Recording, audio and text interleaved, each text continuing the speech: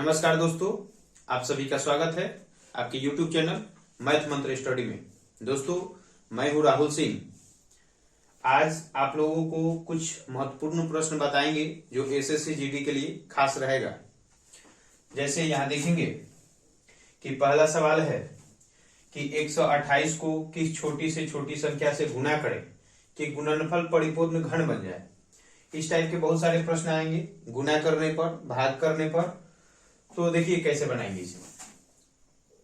128 को इसको गुणनखंड करेंगे तो 2 से काटेंगे तो 2 छके 12 और 2 चौके 8 और फिर 2 से काटेंगे 2 3 6 और 2 दूना के 4, फिर 2 से काटिएगा तो 16, फिर 2 से काटिएगा तो 8 और फिर 2 से काटेंगे तो 4 और फिर 2 से काटेंगे तो 2 दूना के 4। तो यहां ध्यान देना है कि किसी भी संख्या का यदि घन बनाना है तो उसमें 3 अंक सेम अंक चाहिए। जैसे यहां मान लीजिए कि 2 गुना 2 गुना 2 तब आता है 8, तो ये एक घन हो गया किसका, 2 का। तो जब सेम अंक रहेगा तो वो घन बनेगा। तो 3 गो अंक मिलाइए तो यहाँ 1 2 3 एगो घन बन गया, फिर एगो। अब यहाँ देखेंगे कि कितने की कमी हो रही है। तो यहाँ 1 2 है और 2 को 2 मेरे पास रहता, या 2 और 2 को 2 गुना कर देंगे ये वाला, तो ये भी एक घन बन जाएगा। इसका अर्थ है कि आपके पास 2 को 2 की कमी पड़ रही है तो 2 दूना के 4, तो ये आपका 4 जो है आंसर हो जाएगा। तो यहाँ वह छोटी संख्या वही है जो कि गुना करेंगे 128 में तो यह किसी न किसी का घन बन जाएगा। तो ये समझ में आ गया होगा कि घन वाला। कभी सवाल में आएगा कि वर्ग बन जाएगा, तो वर्ग वाला में 2 अंकों की जरूरत होती है और घन वाला में 3 अंकों की जरूरत होती है। तो उसी प्रकार से देखेंगे दूसरा नंबर प्रश्न क्या बोल रहा है कि 1125 को किस छोटी से छोटी संख्या से भाग दिया जाए कि भागफल परिपूर्ण घन बन जाए। तो यहां भागफल को घन बनाने के लिए कह रहा है। तो यहां क्या करेंगे, 1125 का भी गुणनखंड करेंगे। तो सबसे पहले हम 2 से काटते हैं, नहीं कटेगा तब 3 से। तो 2 से ये नहीं कटने वाला है और 3 से 5 2 7 1 8 1 9, मतलब 3 से कट जाएगा। तो 3 3 के 9, 2 बचेगा, 2 पर 2 22, 3 7 21, यहाँ 1 पर 5 15, 3 बचे 15।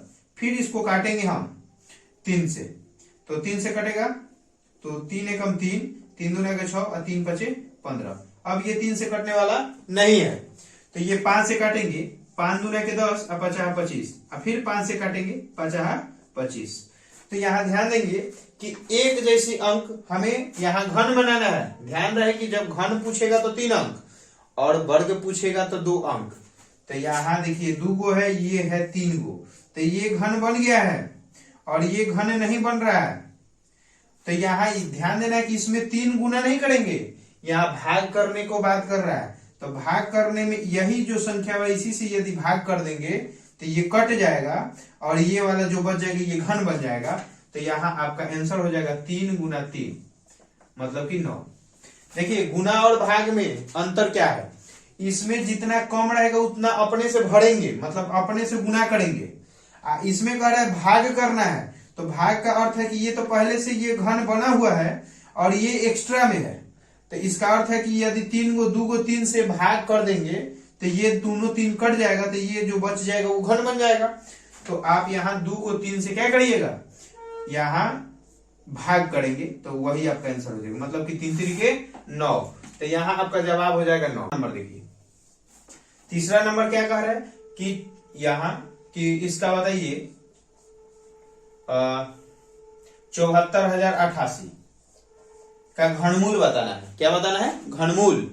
तो घनमूल का अर्थ होता है कि इसको रूट यहाँ 3 तब जाके, तो इसके अंदर में 3 गो के बदले एगो बाहर निकलता है।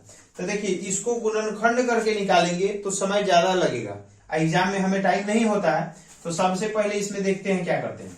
लास्ट में 8 है ना, तो किसके क्यू में 8 आता है।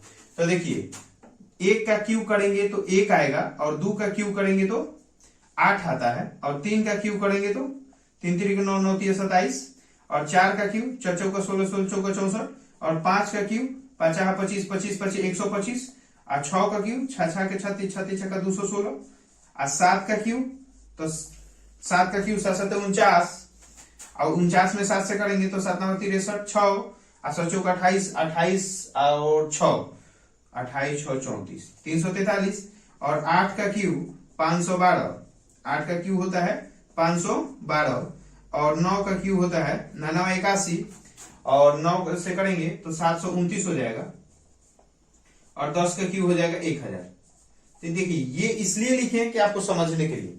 देखिए यहां क्या होता है कि 2 वाला और 8 वाला में देखिए एक ट्रिक बनेगा कि 2 का क्यूब करेंगे तो लास्ट में 8 आएगा, और 8 का क्यूब करेंगे तो लास्ट में 2 आएगा। बात आ रहा है समझ में? मतलब कि जब भी लास्ट में 8 रहे तो समझिए कि उसके लास्ट में 2 आएगा आंसर के, और यहाँ 8 रहेगा तो 2 आएगा। और बाकी देखिए 3 का होता है, 3 का 7 आता है, और 7 का 3 आता है। बाकी ये देखिए 4 का 4 है, 5 के 5 है, 6 का 6 है, और यहाँ 9 के 9 है। तो इस चीज का चेंज नहीं होता है। यहाँ 4 का चेंज नहीं होगा, और 5 का चेंज नहीं होगा, 6 का चेंज नहीं होगा, 9 का चेंज नहीं होगा, 10 का चेंज नहीं होगा, और 1 का चेंज नहीं होता। चेंज होने वाला में 2 और 3। 2 का 8 होता है, 8 का 2 होता है, 3 का 7 होता है, 7 का 3 होता है। तो इसको बनाने के लिए ये एक बार स्क्रीनशॉट ले लीजिएगा, ताकि बाद में आपको समझने में दिक्कत नहीं होगी। अब यहाँ कुछ नहीं करना है, 8 है तो लास्ट में 2 आएगा, इसका मतलब कि आंसर में 2 आएगा, और ये वाला 2 को काट दीजिएगा, अंतिम वाला का यहाँ लिख लेंगे, और ये 2 को काट देंगे। हमको इससे मतलब नहीं है। अब 74 से पहले इस क्यूब किसका होता है? तो देखिए इसका क्यूब 74 से पहले, तो 74 से पहले 64 का, ये 4 का, तो यहाँ 4 आगे आपका आंसर 42, तो आपका आंसर हो जाएगा 42। ये बातें समझ में आ गई होगी। एक बार स्क्रीनशॉट बढ़िया से ले लीजिए कि 2 का क्यूब के लास्ट में 8 आता है, 8 के 2 आता है, 3 का 7 आता है, 7 के 3, बाकी नो चेंज, किसी में चेंज होने वाली नहीं है। तो इसमें निकालने के लिए क्या करते हैं, लास्ट वाला का क्यू लिख लेते हैं, मतलब कि इसका क्यू घनमूल निकाल करके लिख लेंगे, और 2 अंक को काट देंगे। बाकी इसके पहले देखेंगे किसका स्क्वायर आता है, तो ये सॉरी स्क्वायर नहीं, इससे पहले क्यू किसका आता है, तो क्यू 4 का आता है, 4 लिख लेंगे, वही आपका आंसर हो जाएगा। देखेंगे चौथा प्रश्न। चौथा प्रश्न क्या बोल रहा है कि वह छोटी से छोटी संख्या बताइए जिससे 240 में गुना करने पर गुणनफल एक वर्ग बन जाए। तो देखिए ये सवाल और ये सवाल दोनों सेम है, केवल इसमें घन पूछा था, इसमें वर्ग पूछा है। ये कह रहा है कि 240 में वह संख्या बताइए जिससे हम गुना करें कि वह वर्ग बन जाए। तो देखिए इसको वैसे ही गुणनखंड करेंगे, 2 एकम 2, 2 दूना के 4 0, और फिर 2 से काटेंगे 2 छक्के 12 0, फिर 2 से काटेंगे 30 बार में, और 2 से काटेंगे 15, और 3 से काटेंगे 3 बचे 15। यहां ध्यान से समझिए, यहां कह रहे हैं कि वह संख्या बताइए जिससे गुना करें तो पूर्ण वर्ग बन जाए। तो देखिए वर्ग बन गया है, 2 अंक मिल गया सेम, तो समझिए वर्ग बन गया है, ये वर्ग बन गया है।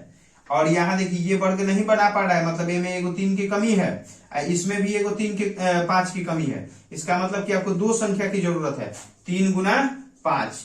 अगर 3 और 5 से गुना कर देंगे तो वो पूर्ण वर्ग बन जाएगा, मतलब कि 3 बचे 15 आंसर हो जाएगा। तो आपका आंसर नंबर सी आ गया होगा समझ में। उसके बाद देखेंगे 5वां नंबर प्रश्न। 5वां क्या कह रहा है कि वह लघुत्तम संख्या ज्ञात करें। लघुत्तम का अर्थ क्या होता है, लघु मतलब छोटा और दीर्घ मतलब बड़ा। तो यहाँ लघु पूछ रहा है, मतलब कि वह छोटी से छोटी संख्या ही पूछ रहा है। कह रहा है कि 252 को भाग देने पर, तो 252 का फिर वैसे ही फैक्टर करेंगे। यहाँ 2 से 2 एकम 2, 2 दूना के 4, 2 छक्के 12, और 2 छक्के 12, 2 3 6। उसके बाद 3, 2 से नहीं कटेगा, 3 से काटेंगे, 3 दूना के 6, 3 एकम 3। उसके बाद 3 7 21। हाँ ये ध्यान रहे कि ये भाग वाला पूछ रहा है। तो भाग वाला में क्या करना है, जब भी भाग वाला पूछेगा तो देखिए ये पहले से वर्ग बना हुआ है और ये वर्ग बना हुआ है, ये एक्स्ट्रा है। यदि यही से डिवाइड कर देंगे हम, जैसे यहाँ देखिए 252 लिखिए, अच्छा है 2 गुना 2 गुना 2 सॉरी 2 गुना 2 गुना 3 गुना 3 गुना 7, इसी का ना फैक्टर ये है। तो इसमें भाग लगे, ये चाहिए इसमें भाग लगे। तो देखिए यहाँ ये 7 अकेला है ना, तो 7 से 7 यदि काट देंगे तो देखिए वर्ग बन गया कि नहीं बन गया। इसका अर्थ है कि यहाँ जो एक्स्ट्रा जो मतलब अलग रहेगा उसी को आंसर ले लेंगे। तो यहाँ 7 है तो यहाँ आपका 7 आंसर हो जाएगा। तो यहाँ ऑप्शन नंबर डी हो जाएगा आपका आंसर। बातें आ गया होगा समझ में। कि जब भाग दीजिएगा तो जो बचेगा वही आंसर, और जब गुना करने को कहेगा तो इसमें देखिए, जब गुना करने को कहेगा तो एगो साथ है, एगो साथ के कम पड़ रहा है, तो मतलब एगो साथ से गुना करना है। आगे बात है समझ में? तो उम्मीद है कि आप लोगों को समझ में आ रहा होगा, और इस टाइप के वीडियो हमेशा मिलेंगे। बोर्ड छोटा है इसलिए 5-5 ही प्रश्न पढ़ रहे हैं, और उम्मीद है कि आप लोगों को ये बातें समझ में आ गई होगी। और जीडी के जितने बच्चे हैं सभी लोग थोड़ा इसे सपोर्ट करें, और चैनल पे नए हैं तो सब्सक्राइब करें, अपने दोस्तों के साथ शेयर करें।